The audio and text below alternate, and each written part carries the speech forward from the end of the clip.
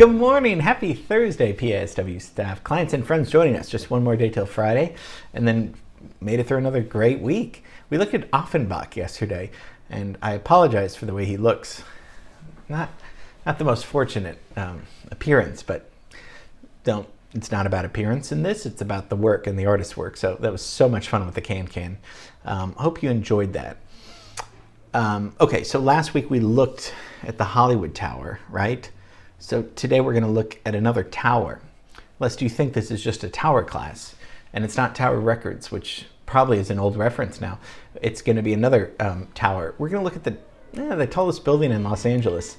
Not technically, but in my mind it is. In our mind for this class it should be, because, well, we'll talk about that. But it's our LA class. We're going to have fun. We're going to relax. We're going to groove along. And today we're going to be looking at the Library Tower. You ought to be in pictures. Gee, you're beautiful to see. Say you ought to be in pictures. Oh, what a hit you would be. So it's called the U.S. Bank Tower. People call it the Library Tower because it was built in support of the library across the street, the LA Public Library that we did a class on a few weeks ago. Remember that horrible fire in 1986 that started, and they needed funds, to create, to save it all. So part of this was to build the building right across the street from it. So we're talking about West 5th Street, and really this building is right across from the library. So it's a 1,000-foot skyscraper right in downtown. You've seen this. This is the one that sticks out. Very classy building. Looks like it's kind of been there for a long time, but really constructed in 1987, built in 1989. It's weird to think. I mean, I don't even have a timeline ready because, as we know, 89 is way past all of downtown's development. I mean, even though it's still being developed today. You know what I mean? This isn't an old building at all. I mean, I was alive when they constructed this.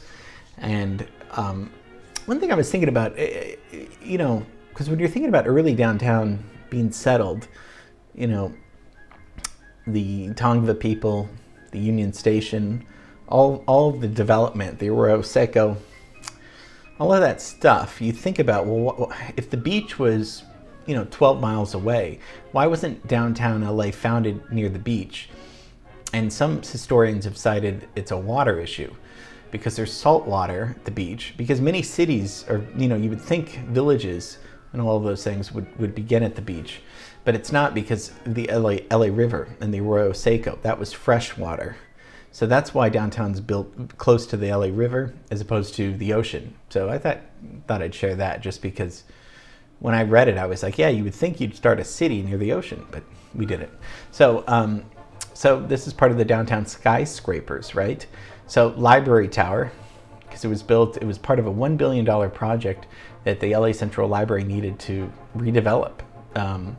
That Bradley wing that beautiful atrium was added after that.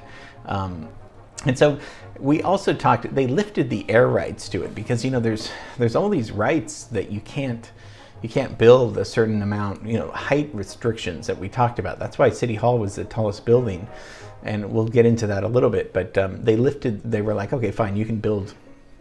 The library needs help, so you can build as high as you want, or something like that. So this was to pay for the reconstruction. So City Hall from 1928 till 1964, was the tallest building in Los Angeles. That sticks out for close to 4 decades. It was like that until the 60s. So it's the tallest building in Los Angeles by the roof standard. I don't like this, because the Wilshire Grand is technically the tallest building in Los Angeles, and I don't think we're going to like this. This is cheating, because they built a building not as high as this, but what they did was that the spire, a little spire that goes up, measures about 300 feet. And so it's kind of like cheating a race. So it's not taller, but that spire makes it technically the tallest building in LA. I don't know if I like that. Do you guys like that? It seems like kind of a cheat. So technically we're talking about the second tallest building in LA, but come on, let's be real. Architecture is they call it postmodern architecture. Postmodern is a fancy word meaning beyond modern, right? Post. And postmodern is sometimes described as a contradiction of styles, whether it's music, literature, art. You can call it postmodern, and the main emphasis of postmodernism is to contradict one another, to have many things that where reality is vague. Okay, so we'll talk about postmodernism a little bit, but so with something like that, there's gonna be Art Deco. It's kind of like a bunch of styles that don't really make sense, but make sense sometimes. So there's Art Deco imagery, ornamentation, beautiful, a very classy structure. Henry N. Cobb was the architect for this, and these height restrictions went back to 1904. When they're like, you can't build anything higher than 150 feet, except City Hall was the exception in 1928, like we talked about. And this limited all non-government, because that was a government building, of course, all non-government buildings to 13 stories. And it was lifted downtown in 1957, probably because they're like, well, we need more money, so let's lift that. And I was thinking about that. Why restrict it? Well, many reasons could be aesthetic-wise. They didn't want it to look like a New York or a Chicago in the beginning. They wanted the views, the climate, all of these, the mountains, everything. They didn't want to crowd downtown to look like Manhattan. Easterners were coming to Los Angeles, not to come to a little second-rate New York City. They wanted, so that was it's kind of interesting that aesthetically that's why that law was intact for a while. So this consists of 73 stories, and then 2 parking levels down below. And like I said, construction 1987, done in 1989. Not as fast as the Eastern Columbian building, right? That took 9 months. I don't know how that happened. 1989. Not that long ago, right? Berlin Wall's the big thing that happens, which represents the end of communism, right? Even though there's still communism in China and all that stuff, but I'm not a history professor. So, and then technology, 1989, 486 series of microprocessors released by Intel, Intel computers.